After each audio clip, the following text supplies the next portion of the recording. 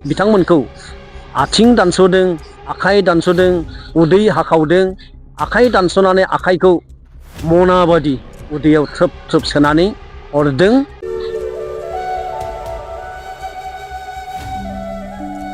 थांनांनि जाहोना नैबेनो, आंहा बिदा फंबाय रावबो गैया, आफाल' दङ।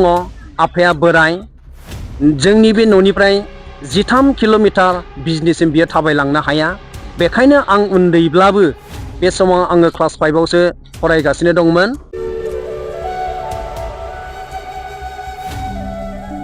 जेब्ला आंनि आगसि आथिङाव गुलि नांबाय, आथिङा थबस्र' बायखादों, जवाखै, बिगुर एरि थाबाय, लिरलां लिरलां थाबाय। आं खारनो नाजादोंब्लाबो आं खारनो हायाखिसै।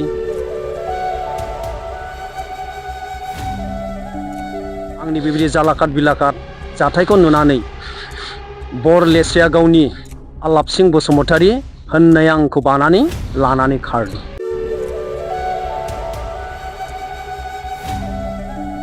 क'क्राझाराव थानाय रुपनाथ ब्रह्म हस्पिटालाव जोंखौ हरनै दोनहैदों। जोंखौ बिजि गंसेबो थुवाखै, बेन्डेज खाथ'बाखै, जेबो जोंखौ वासबो खालामाखै। जोंनो थाखाय जानोबो जेबो आदार होआखै।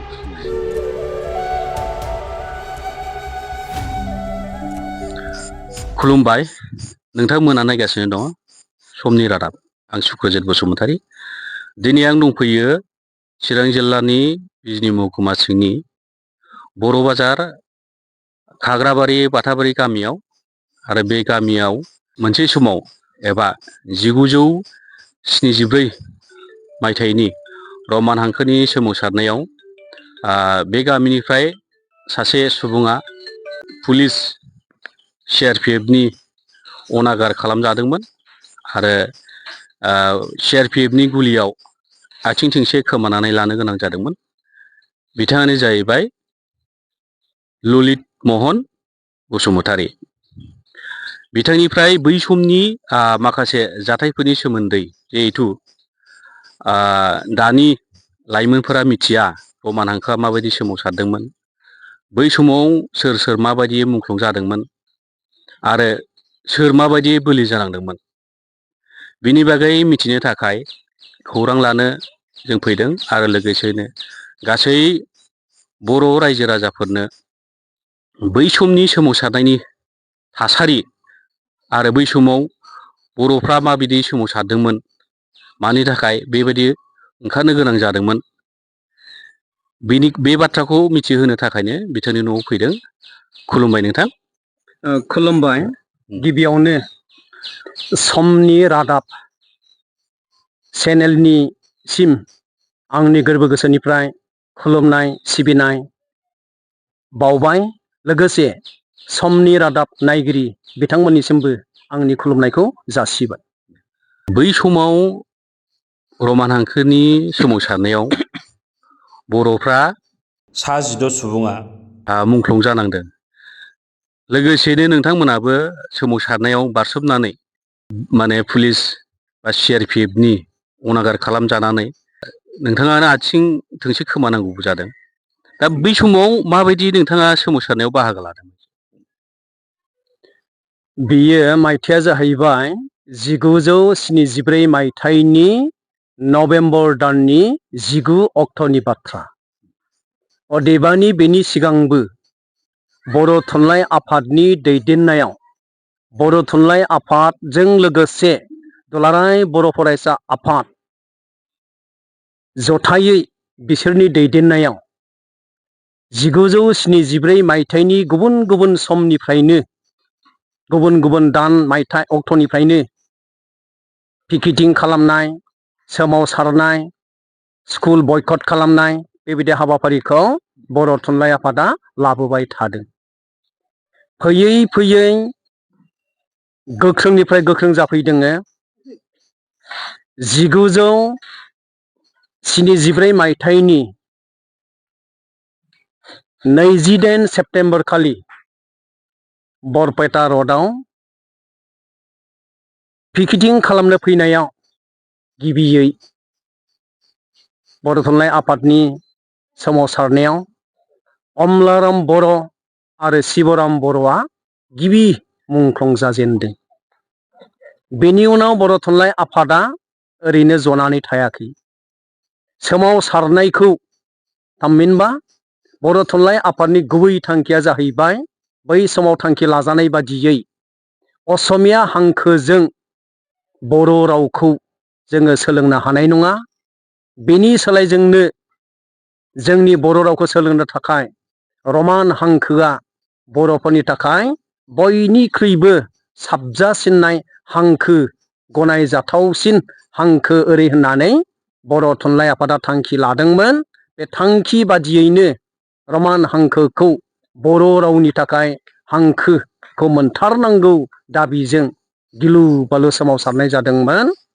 बेबादिनो फैयै फैयै 1974 मायथाइनि 19 नभेम्बर बिजनी सार्केल अफिसखौ घेराव खालामनो थाखाय साननै सानथाम सिगांनिफ्रायनो दरफ्रोमबो गामियाव लाइजाम सौफैदों। जोंनि बाथाबारि गामियावबो लाइजाम सौफैदों। लाइजामनि सायाव गामि आफादा सावरायदों। सावरायनाय बादियै ओरैबायदि थांखि लानाय जाहैबाय नख'रफा साफा बै सोमावसारनायाव बाहागो लाहैथारनांगौ। जाय नख'रा बाहागो लाहैया बै नख'रा 25 रां खना होनांगोन ओरै होननानै थांखि लानाय जादों। 1974 मायथाइनि 25 रांनि बाथ्रा। बे समाव 1974 मायथाइसिमहालागै माइ महनसेनि बेसेनआ बेबायदिनो 15 रांनिफ्राय 20 रांसिमसोल' सोलियोमोन। 25 रां खना होनांगौब्ला खमैबो महनसे खावसे माइ फाननो गोनांथि जायोमोन। दा आं थांनांनि जाहोना नैबेनो, आंहा बिदा फंबाय रावबो गैया। आफाल' दङ। आफाया बोराय। जोंनि बे न'निफ्राय 13 किल'मिटार बिजनिसिम बियो थाबायलांनो हाया। बेखायनो आं उन्दैब्लाबो बे समाव आङो क्लास 5आवसो फरायगासिनो दंमोन। बै समाव बर' बाजार हाइ स्कुल, दा आथिखाल बर' बाजार हायार सेकेन्डारि स्कुल जाबाय। बेवहाय आङो फरायहैबायमोन। दा बे क्लास 5आव बेहायनो बाहागो लाहैनो गोनां जादों बिजनी सार्केल अफिससिम। थाङाबा खना नाङो बा फैसा होनांनायखाय नोंथाङा बैसोआव उन्दैबाबो थांनांगौ जादों। खनाखौ बासायनो थाखाय। नोंथांमोननि गामिनिफ्रायथ' बिजनी टाउना बेसेबांबा गोजान? 13 किल'मिटार बुंजायो। 13 किल'मिटार। जाथाया बेयावनो जादोंमोन नामा? नोंथाङा जे आथिं खोमानो गोनां जाबाय बिजनी टाउनाव सार्केल अफिसाव जादों। दा बिनि सोमोन्दै एसे माबायदि जानाय जाथायखौ बुङो? दा आथिंखौ मारै खोमानो गोनां जाखो? जेब्ला सोमावसारारिफ्रा हानजा सुरै सुरै सार्केल अफिससिम थांगासिनो दङ, फार्स्ट रेल गेटआवनो होबथाग्रोदोंमोन CRPF आरो पुलिसफ्रा। नाथाय बिथांमोनहा जोंनि बर' सोमावसारारिफोरखौ होबथानो हायाखै। बिथांमोनखौ उरसिनानै सार्केल अफिससिम फारसे दावगालांदोंमोन। सार्केल अफिस मोनहैनायनि सिगांनो CRPFआ जों सोमावसारारिफोरनि सायाव टियार गेस हगारदों। जेब्ला टियार गेस हगार जाबाय अब्ला जाय जेरै हागौ खारनो गोनां जाहैबाय। दा बेबायदिनो आंबो गुबुनफोर खारनाय बायदि आंबो खारदोंमोन। मा खारनाव नोंथांमोननि सायाव गुलि गावदोंमोन? दा जोंनि रायजो राजाफ्राथ' जोबोद लोब लोब, जेनेबा गावसोरखौ पुलिस थानाखौ सार्केल अफिसखौ बुख्रुबजोबथारसिगोन, बेखौ बिसोरो हमदांनो मोननानै साननानै माबोरैबा बासायनो हागोन बे थांखियैनो टियार गेस हगारदों। टियार गेस हगारसेयावबो नाथाय जोंनि मानसिया खायफाया खाराखै। बिसोरो थासोमबाय थादों, सार्केल अफिससिम थांनो नाजाबाय थादों। जाउनाव बिथांमोना गुलि हगारनानै जोंखौ खारहोनो नैबे लामाखौ लानांदों। बै समावथ' नोंथाङा फरायनाय बायदिबा माने थाखो 5आवल' फरायनाय। थाखो 5आव क्लास 5आव फरायनाय हिसाबै नोंथांमोननि गामि 13 किल'मिटार गोजानाव थांनानै उन्दै बैसोआवनो सोमावसारनायाव बाहागो लादोंमोन आरो बाहागो लानानै आथिङाबो फारसे गावफायजाबाय बा खोमानांबाय। दा एथ' गोजान लामाखौ माबायदि हान्थिनानै बाहागो लाहैनायमोन नोंथाङा उन्दै बैसो हिसाबै? बे समाव गामिनि लोगोफोरजों थांफानाया बेखिनि 13 किल'मिटार थाबायनायखौ जेबो खस्थ' मोनाखै। देहायाबो गोख्रों हिसाबै जेबो खस्थ' मोनाखै आरो फुङावनो जायै लोङै थांखादों। अदेबानि थांनायनि सिगां नभेम्बर दान दंग' राननायनि ना मोनदोंमोन। ओइदिन ना ओंख्रिबो संलायनानै जानानै थांनाय जादों फुङावनो। बेनिफ्राय आफाया आंनो बे ओंखाम जानाय समावनो मोनसे रादाब होदों। बियो गाव सिमाङाव नुदोंनो गावनि आसि बिमाखौ जिबौ अरनाय। बे ओंखाम जानाय समावनो फुङावनो आंनो बे रादाबखौ सिमांखौ खिन्थाखादोंमोन। थांखालि दा नोंथाङा जेला गुलि नांजायो बे गुलि नांजानाय थासारियाव नोंथाङा माबायदि न' सफैखो बा मेडिकेलाव थांखो, नोंथांखौ सोमावसारनायाव बाहागो लाग्रा लोगोफ्रा माबायदि रैखा खालामनानै लाना थांनाय? जेब्ला आंनि आगसि आथिङाव गुलि नांबाय, आथिङा थबस्र' बायखादों, जवाखै, बिगुर एरि थाबाय, लिरलां लिरलां थाबाय। आं खारनो नाजादोंब्लाबो आं खारनो हायाखिसै, गुग्रुबनानै थानांबाय। आंखौ नुनानै आंनि बेबायदि जालाखाद बिलाखाद जाथायखौ नुनानै बरलेसिया गावनि आलापसिं बसुमतारी होननाया आंखौ बानानै लानानै खारदों। बिजों लोगोसे जोंहा गबदापारायाव खारलांबाय सबायझारनिमोन पुर्ण चन्द्र मुसाहारि होननाय बिथाङाबो दंमोन। बिथांमोनानो आंखौ फाला फाला बानानै खोलाथिं बिजनि गार्लस हाइ स्कुलथिं थांनाय मोनसे कालभार हुइम पाइपआव आंखौ सोनानै दोनहैदों। बेनि उनाव थासारिया एसे सुग्लायनायखौ नुनानै नोजोर खालामनानै आंहाथ' हुइम पाइप सिङाव थाबाय, मा जादों जायाखै आंहा सानायजोंनो जालाखार बिलाखार जानानै थाबाय। दा थासारिखौ बिसोरो बाहेरायाव जायफ्रा दङ नायनानै सोनाब फारसे मजुमदार होननाय आं खोनाबाय थादों, सासे मजुमदार डाक्टार आन्दासा फार्मासिस्ट जानो हागौ, बेयाव लांनानै फार्स्ट एइडनि थाखाय आंखौ ट्रिटमेन्ट फाहामथाय होदों। बेनि उनाव हरजों हर बै मजुमदारनिफ्राय फार्स्ट एइड ट्रिटमेन्ट होखांनायनि उनाव साथियानगुरिनि आथिखाल आं बिफानि मुंखौ मोनाखै, दा फंबाय दङ अरन राजा बसुमतारीनि माइ खलथायाव जोंखौ दोनहैदों। बेवहाय आं सासे आरो मोखोनागुरिनि खंगा बर' होननाय सासे, जों सानैखौ लांनानै बै न'खराव दोनहैदों, खलथा न'आव। बेनिफ्राय जोंखौ बिजि थुबाय थादों बे समाव। नोंथांखौ जेला कालभार्ट माबायाव सोनानै दोनहैयो हिउम पाइपआव, अब्लाथ' नोंथाङा ब्लिडिं जाबाय थादों, जागासिनो दङ। बिनि उनावहाय बे मा होनदों माइ दोनग्रा जायगायाव दोनहैदों। आरो बिनि उनावहाय बिनि ट्रिटमेन्टआ माबायदिमोन? गोदोथ' गारि गुरा गैया, मा गैया, बेखौ बिनि उनाव नोंथांखौ बबाव लांनांगोन? बेनिफ्राय बे साथियानगुरि अरन राजानिफ्राय मोसौ गारिजों हरजों हरनो बल्लामगुरियाव थानाय PHCआव लांदों। बेवहाय खमैबो सानथाम ना सानब्रै थादों। बिदिनो जोंखौ हानायखिनिखौ ट्रिटमेन्ट खालामबाय, वास खालामबाय, बेन्डेज खालामबाय। नाथाय आंनि आथिङा बायखाथारनाय, हाराफ्रा बायखाजोबनाय, मोदोमाबो सोल्लाब सोथाब, बेन्डेज खालामबाय। बेनिफ्राय आङो सोरबा सोरबा आंखौ आसि बिमाखौ सोमावनो थिनदोंमोन, नाथाय आंनि आसि बिमाया सोमावब्लाबो आं बेखौ मावहोनो हायाखै। आनजाद नायदोंमोन आंखौ, गमामायै बे रोदा कानेक्सनफ्रा दंना गैया, आन्दासाव बेखौ नायदोंमोन, गोसोआव दङ। नाथाय आसि बिमा आसिफोरखौ आङो सोमावनो हानाय जायाखै। बेनि उनावनो माबोरैबा खौरां मोननानै बिजनि थानानिफ्राय मोनसे पुलिस टिमा थांनानै आं लोगोसे आंजों लोगोसे खंगा बर' आरो बै समनि डक्टर फनिन्द्रनाथ नार्जारी सारखौबो जों साथामखौ बिजनि थानायाव लांनानै दोनहैदों।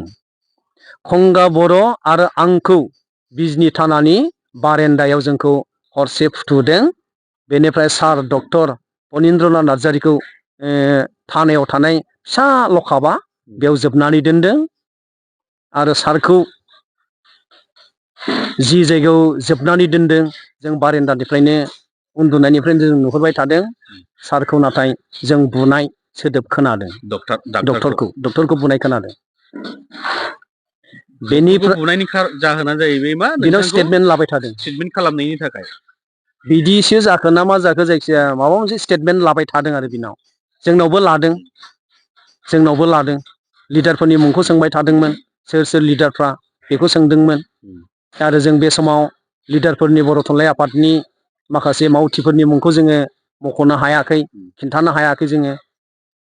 बेनि उनाव बिजनि थानायाव सानसे हरसे दोननानै बिजनिनिफ्राय क'क्राझाराव थानाय रुपनाथ ब्रह्म हस्पिटालाव जोंखौ हरनै दोनहैदों। बेवहायबो जोंखौ बारेन्दायावसो फुथुदों आरो जेबो बिजि गंसेबो थुवाखै जोंखौ क'क्राझाराव। ओरैनो दोनहैदोंमोन। बे बल्लामगुरियाव जि बिजि थुनाय बेखिनिल', बिजनि थानायावबो थुवाखै। क'क्राझार रुपनाथ ब्रह्म सिभिल हस्पिटालावबो जोंखौ बिजि गंसेबो थुवाखै, बेन्डेज खाथ'बाखै, जेबो जोंखौ वासबो खालामाखै। गारसोनानै दोनहैबाय। गारसोना दोनदों बारेन्दायावसो। आरो जोंनो थाखाय जानोबो जेबो आदार होआखै, जाग्रा जेबो मुवा होआखै। बेनि उनाव क'क्राझाराव साननैसो दोननानै हरजों हरनो जोंखौ धुबुरियाव लानानै थांदों। धुबुरि हस्पिटालाव लांनानै बहायबो जोंखौ जेबो ट्रिटमेन्ट होआखै, बिजि गंसेबो थुवाखै, जेबो बेन्डेज एरि वासबो खालामाखै। बेनिफ्राय धुबुरिसिमनो समा नभेम्बर दाननि 29 अक्ट' हाबबाय। हरजों हर 29 अक्ट'नि हरजों हरनो लानानै Guwahati medical college and hospital बेवहाय 29 नभेम्बरनि फुङाव सौहैदों। जै दिन सौहैदों दसे उनावनो आंखौ अपारेशन थियेटाराव सोदों। बेनिफ्राय आंखौ आथिं दानस'दों। आथिंखौ दानस'ना होबाय। नभेम्बर दाननि 29 अक्ट'आव। 19निफ्राय 29 अक्ट'सिम 10 सान। जेबो मोजां फाहामथाय मोनैनि जाहोनाव आंनि आथिङा सेवनो हमबायमोन। बे 10 साननि गेजेराव होयैनि जाहोनाव आंनि आथिङा सेवबायमोन। जाहोनाव दानस'नो बायध्य जादों।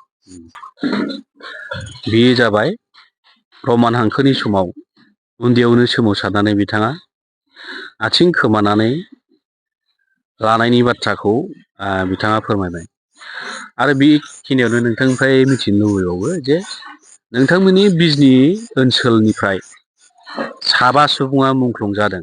जिहेथु नोंथाङा बै समावनो सोमावसारनायाव बाहागो लानानै आथिंबो खोमानांगौ जादों। बे हिसाबै नोंथाङा मोजाङैनो मिथिगोन। बे साबा सुबुं मुंख्लं जानायनि सोमोन्दै नोंथाङा बुङोबा एसे मोजां जागौ। नंगौ, दुलाराय आसामनिफ्राय बर' थुनलाइ आफादनि दैदेननायाव रमान हांखोनि थाखाय जि गिलु बालु सोमावसारनाय जादोंमोन, बेवहाय सा 16 जोंनि बर' सुबुङा मुंख्लं जादोंमोन। बै सा 16 मुंख्लंफोरनि मादाव बिजनिनिफ्राय गासै साबा।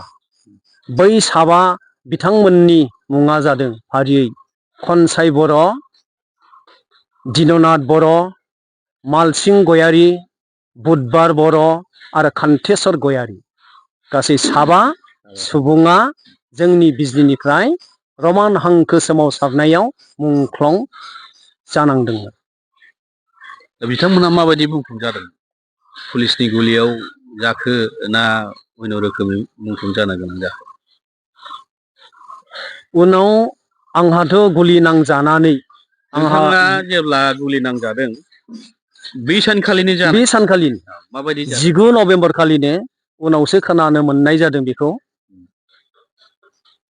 जेब्ला टियार गेस हगार जाबाय, बेनि उनाव गुलिबो गावबाय, गाव गावनि जिउ रैखाथिनि थाखाय जाय जेरै हागौ एरै खारसारलाबायबाय। रैखाथिनि थाखाय बिजनि टाउनाव थानाय माखासे बरपेटियाफोरनि न'आव गावनि रैखाथिनि थाखाय सोरबा सोरबा हाबनानै थादोंमोननो। जाय बिथांमोना हाबनानै थादोंमोन बै बिथांमोनानो सासेबो बारग'आखै। बिथांमोनखौ हमनानै पुलिस सिआरपिफोरनो जगायदों होननाय खोनादों। आरो बिथांमोनखौ आथिं दानस'दों, आखाइ दानस'दों, उदै हाखावदों। आखाइ दानस'नानै आखाइखौ मना बादि उदैयाव थ्रोब थ्रोब सोनानै हरदों होननाय खोनादों। मानोना बिथांमोननि गोथै सहखौ बर' बाजाराव थानाय बामखांबाय फोथारावनो सावनाय जादों। बेवहाय सावनायाव जाय बिथांमोना बाहागो लादोंमोन, नुदोंमोन, नायदोंमोन, बे बिथांमोननिफ्राय आं दा बे बुंनाय आखाइ दानस'नानै उदैयाव सोनाय, मनायाव सोनाय बादि बे खास्रि बिस्रि नुथायखौ जोंनो फोरमायदों। जोबोद दुखुनांथाव। बै समाव मुंख्लंफ्रा माने बिजनि ओनसोलनि मुंख्लंफ्रा माबायदि मुंख्लं जानांदों, माबायदि अनागार खालामजानानै मुंख्लं जानांदों बिथांनिफ्राय खोनांबाय। आरो नोंथांमोननि बिजनि ओनसोलाव रमान हांखोनि सोमावसारनायाव बेसेबांसो सुबुङा बोलि जानांदों बेबायदि मुंख्लं जानायनि अनगायैबो नोंथां बायदि?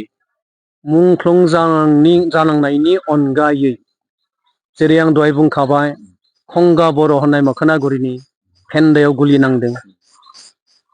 धुबुरीनिफ्राय बेबायदिनो आंजों बल्लामगुरि बिजनि थाना क'क्राझार रुपनाथ ब्रह्म हस्पिटेल धुबुरी हस्पिटेल बिनिफ्राय जयैनो जोंखौ गुवाहाटियाव लांदों। बिथाङा फेन्दायावल' गुलि हाबजादोंमोन, बेनिफ्राय बिथांखौ गुलिखौ बख'नो हाबाय, दा बिथाङा मोजाङैनो दङ। बिथांमोना थांनानै दङ दासिमबो? थांनानै दासिमबो। बेनिफ्राय बिजनि गारगावनिमोन, दा बिजनि टाउनाव थाबाय जगजित सिं नार्जारि, बिथाङाबो इनायनो पुलिस आरपिफोरजों बुजादोंमोन। बेबायदिनो मंगलियान औवाबारिनि सचिन बसुमतारी होननाय बिबो इनायनो बुजादोंमोन, बेखौ खोनायो। दा बिदिनो गोबां साया बुजादोंमोन। पानबारिथिंजायनिफ्रायबो दङ, बारसिजारनिफ्राय बेबायदिनो हमनानै बुजानाय गोबां दङ आरो जखम जानानै थानांनाय। दा नोंथांमोना रमान हांखोनि सोमावसारनायाव गोबां सैनांबाय, नोंथाङाथ' आथिंखौ फारसे खोमानानै लानो गोनां जाबाय आरो माखासेया बुग्लिजानानै खायसे जेनेबा रुंसारि जाबाय, खायसेया दासिमबो थांनानै दङ। खिन्थु रमान हांखोआव सोमावसारनानै मुंख्लं जानांनाय न'खर आरो नोंथांमोन बायदि पुलिस CRPFनि अनागार खालामजानाय सुबुंफोरा सोरखारनिफ्राय अनसुंथाइ बा अन्य रोखोमै मदद मोनगोना मोनाखै? मानो होनोब्ला BC BTC ओमफ्राय दा BTR जाबाय। दा नोंथांमोननि बिथिङाव बा रमान हांखोनि मुंख्लं जानाय सुबुंफोरनि न'खरनि थाखाय मा राहा लादों एसे बुंगोन नामा? सोंथिया जोबोद मोजाङानो। बर' थुनलाइ आफादनि दाबिबोबाय थानायाव BTC गभर्नमेन्ट बै समाव हाग्रामा महिलारिनि दैदेननायाव जि BTC सोरखार दङमोन, 16 मुंख्लंफोरनो न'खरफायाव 1 लाख होदों। जोंनि बिजनियावबो साबा दङ, बे साबा बिथांमोन मुंख्लं न'खराबो 1 लाख करि मोननाय जादों। नाथाय जाय बिथांमोना भिक्टिमाइज जानानै दङ, जेरै फोरमान बादियै आंनो आथिं थोंसे खोमानांबाय एबा बिदिनो गोबां बुजानानै जोखोम जानानै थानांनाय, बै बिथांमोनहा थाइसेबो मोनाखै सोरखारनिफ्राय दिनैसिम। माने सिगांनि UPF दैदेननाय सोरखारनिफ्रायबो मोनाखै नोंथांमोना? गैया। आरो आथिखालनि UPPL दैदेननाय सोरखारनिफ्राय गैया, दासिमबो मोनाखै? दासिमबो गैया। आथिखालनि सोरखारनिसिम नोंथांमोना बेबायदि मोनसे खावलायनाय बा सोरखारखौ सोरखौबा लोगो हमदोंमोन नामा बेबायदि सोरखारनि? बेबायदि सावरायनाय जायाखै, अदेबानि बियो जानांगौ बर' थुनलाइ आफादनि गेजेरजों बे दाबिया थांनांगौ। नाथाय आंबो बर' थुनलाइ आफादावनो आङो ओंखारबाय थायो। दा बिजनि जिल्ला बर' थुनलाइ आफादनिनो बोसोरफ्रामबो मोनसे माउथ पिस दिहुनो, बे माउथ पिसनिनो आंबो सासे इडिटर, सुजुगिरि, आरो बर' बाजार गुदि बर' थुनलाइ आफादनिबो आङो लोगो आफादगिरि। दासिम बर' थुनलाइ आफादाव बेबायदि गोदानै जायफोर रमान हांखो सोमावसारनायाव जोखोम जानानै थानांनाय भिक्टिमाइज, जाय बिथांमोना थांनानै दङ एबा थांनानै गैला, बै न'खरफोरनो दासिम जेबो होनायनि थांखि लानाय खोनायाखै। दा नुयो जे बर' थुनलाइ आफादा बोसोरफ्रोमबो गोबां लाख रां खरसा खालामनानै बोसोरारि जथुम्माफोरखौ खुङो। खिन्थु नोंथांमोन बायदि बोलि जानांनाय बा मुंख्लं जानांनाय न'खरफोरनि सोमोन्दै बिथांमोना बिदियाव सावरायनाय जाया नामा? जिहेथु नोंथाङाबो बर' थुनलाइ आफादावनो ओंखारो होनबाय, नोंथाङाबो रायखांनो हागौमोन आंबो बिदि जानाय, खिन्थु जोंखौ मानो नायफिनाखै एबा जोंनि फारसे सोरखारनिसिम खावलायनाय गैया नामा? बे मोनसे बाथ्राखौ रायखांनाय जाया नामा? गैया, रावबो रायखांलाया। आं एखनब्ला सानो रायखांगौ सानो, नाथाय आंनोब्ला आं माबोरै रायखांनानै लानो, आं बिदि साननानै बुंथिनाय जाया। दासिम बेबायदि थांखि लानायखौ आं खोनायाखै। बेबायदिनो दतमायावबो सासे दंमोन, जायखौ रायफल खाना होननानै बुङो। बिथाङा बे रमान हांखो सोमावसारनायावनो सिबायनाव गुलिया मेगनजों ओरै बुसारलांनानै फारनैबो मेगना बिथाङा नुवा जादों। जाउनाव बिथांखौ गामिनि ओनसोलनि मानसिफ्रा मेगन नुयिखाय राइफल खाना मुङै गाबज्रियोमोन। जोबोद दुखुनांथाव, जेबो मोनाखै। दा नोंथांमोना रमान हांखोनि सोमावसारनायाव बाहागो लानानै बोलि जानांनाय हिसाबै देबनागिरि हांखोखौ सो लानाय जाबाय। दा बिथिङा नों गावनो साफार जानाय हिसाबै नोंथाङा माबाफोर बुंगोन? बै समनि साननायजों दानि साननायजों साननायफ्रा आलादा आलादा जाबाय। बै समनि बर' थुनलाइ आफादनि दैदेनगिरि बिथांमोनहा माबोरैबा साननानै बर'फोरनि थाखाय एबा बर' रावनि थाखाय रमान हांखोआनो बयनिख्रुइबो साबजाथावसिन हांखो होननानै बिथांमोना गनायदोंमोन आरो बिनि थाखायनो रमान हांखोखौ नांथारगौ ओरै होननानै दाबि दैखांबोदों। दा उननि समाव ओरैबायदि जाबोनो हमबाय, भारत सरकारनिफ्रायबो माखासे इंगित मोनबाय, मानोना रमान हांखोआ भारत हादरनि हांखो नङा। भारत हादरनि हांखो होननानै बुङोब्ला देबनागिरि। अब्लासो भारत सरकारनिफ्राय माखासे मोननांगौ खाबुफोरखौ मोननो हागोन। बेफोरखौ नोजोर होनानैनो बै समनि बर' थुनलाइ आफादनि दैदेनगिरिफोर, बर' फरायसा आफादनि दैदेनगिरिफोर आरो अदेबानि बै समाव पिटिसि राजखान्थि हान्जा दंमोन, बिथांमोनाबो लोब्बा दंफायोमोन। बिथांमोननि दैदेननायावनो दाबिब्लाबो सादिख'ब्लाबो भारत सरकारा लोगोसे आसाम सरकाराबो रमान हांखोखौ होनो राजि जाथारिलाय, देबनागिरि हांखोखौ लायोब्ला नोंथांमोननो जों गोबां खाबु होगोन, बेखौ होननायाव बै समनि दैदेनगिरि बिथांमोना रमान हांखोनि सोलाय देबनागिरि हांखोखौ गनायनानै लानानै फैदों। नोंथाङा रमान हांखोनि समाव माबायदि साफार जादों बेनि बाथ्राखौ खिन्थाबाय, मुंख्लंनि सोमोन्दै खिन्थाबाय। दा नोंथांनि सोमोन्दै आथिखालाव नोंथाङा जिहेतु थांनानै थानाय रमान हांखोनि सासे सोमावसारनायाव बाहागो लानाय सुबुं हिसाबै दा नोंथाङा माबायदि सोलिनानै दङ, न'खरनि बागै एसे बा नोंथांनि प्रफेसन बिनि बागै एसे फोरमायबा मोजां जागोन। रमान हांखो सोमावसारनायाव आङो पुलिसनि गुलि जानानै आथिं थोंसेखौ आङो खोमानांबाय। आङो दा आर्टिफिसियेल लेगजोंसो आङो सोलिनानै दङ। आङो गोजान गोजान थाबायनो हाया, थिग खाथि खालाफोरखौ आङो हान्थिनो हायो। अब्लाबो आङो जोबोद खस्थ'यैनो आङो साइकेल सालायो, स्कुटि सालायो। नोंथाङा मा मावनानै दङ? आथिखाल आङो दा गंसे फस्लाबारि एमइ स्कुलनि सासे लोगो फोरोंगिरि। गथ' गथाय न'खराव जोङो बिसि फिसाय, बेनिफ्राय आंहा फिसा साब्रै, फिसा हिन्जाव सानै आरो फिसा हौवा सानै। फिसा हिन्जाव सानैखौ आङो बिलाइजोब्बाय आरो फिसा हौवा गेदेरखौबो आं नै दाखालिसो फेब्रुवारिनि 10 अक्ट'खालि आङो जुलि होबाय। दा फिसालाफ्रा मा मा खालामो? फिसाज्ला गेदेरा MSc BEd। बिथाङा साख्रि मावबाय? साख्रि गैया दासिमबो। आसाम टेटआव क्वालिफाइड जादोंमोन, BTC टेटआवबो क्वालिफाइड जादोंमोन।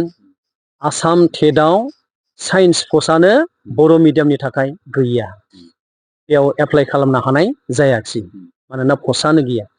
BTC टेटआव साइन्स पस्टआ दङमोन, नाथाय बर' थुनलाइ आफादा जोबोद मोनसे गोख्रों थांखि लानाय जाहैबाय। बे थांखिया जाहैबाय बर' मिडियामनि फोरोंगिरि जानोब्ला बियो बर' मिडियाम फरायनाय जाथारनांगौ। दा आंनि फिसाज्लाया क्लास 6सिम, थाखो 1निफ्रायनो क्लास 6सिम बर' मिडियाम फरायदोंमोन। लाकिलि नबोदय एन्ट्रेन्स होनानै पास खालामनानै बे नबोदयनिफ्राय हायार सेकेन्डारिखौ कमप्लिट खालामदों। दा बियो इंलिस मिडियामजों थांनाय जाहैबाय। दा इंलिस मिडियाम फरायनायखाय बियो साइन्स पस्टआ दङब्लाबो बर' मिडियाम नङा जानायलाय बियो दा एप्लाइखौनो खालामनो हानाय जायाखिसै। आरो नै दाखालिसो हाइ स्कुलनि टिचारफोरनि थाखायबो एडभार्टाइज ओंखारदोंमोन, बेवहायबो बर' मिडियाम नङैनि थाखाय एप्लाइखौनो खालामनो हानाय जायाखिसै। बे मोनसे दुखुनांथाव जाहैबाय। फोरोंगिरि जानायनि सिमाङा गैयाखौनो बुंजाबाय, मानोना मिडियामानो गोरोबखाला। फोरोंगिरि जानायनि सिमाङानो गैखाला बुंजायो। बिनि टेट क्वालिफाइड जानाया ओरैनो दैयाव थांबाय, जेबो मुलाम्फा गैला, जेरावबो बाहायजाला। थारमाने फोरोंगिरि जानायनि सिमाङा गैला। गैला। आरो सासेया मा मावो नोंथांनिया? बियो BA पास जानानै ओरैनो दं, बियो दा फरायाखिसै। बिथाङानो जाहैबाय 1974 मायथाइयाव रमान हांखोनि सोमावसारनायाव बोलि जानांनाय बा खस्थ' मोननांनाय अनागार खालामजानाय ललित महन बसुमतारी। बिथांनिफ्राय जों जि हायो सुंद'यैबाबो मिथिनो नाजाबाय आरो बे बाथ्राखौनो नोंथांमोननो मिथिहोनो आरो जों बयबो मिथिनो थाखाय जिहेथु गोसोमोन आरो बिथांमोना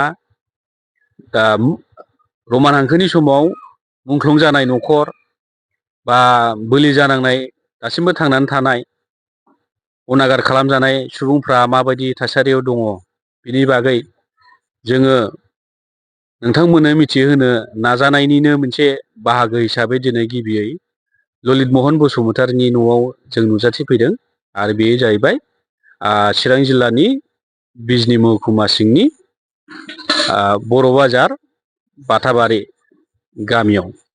आरो बेनि अनगायैबो जोङो बै समनि रमान हांखोआव मुंख्लं जानाय न'खर, बै समनि रमान हांखोनि सोमावसारनायाव बोलि जानाय न'खरफोराव थांनानै जोङो नोंथांमोननो बिथांमोननि न'खरनि थासारि, बिथांमोना आथिखालाव मा मावो, बिथांमोननि न'खरनि सुबुंफ्रा आथिखालाव मा रोखोमै जिउ खांनानै दङ बे बाथ्राफोरखौ फोरमायलांनो नाजागोन।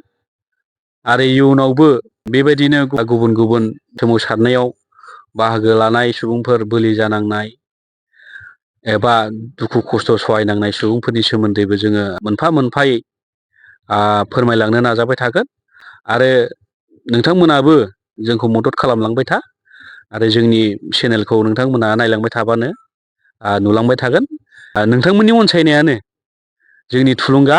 नोंथांनिफ्राय सुंद'यै रमान हांखोनि सोमोन्दै मिथिनो हाबाय आरो नोंथांनि देहाया मोजाङै थाथों, नोंथांनि गासिबो न'खरनि सुबुंफ्रा मोजाङैनो जिउ खुंलांनो हाथों बेखौनो हास्थायनानै दिनै बेखिनियावनो दोनथ'बाय। गोजोन्थों।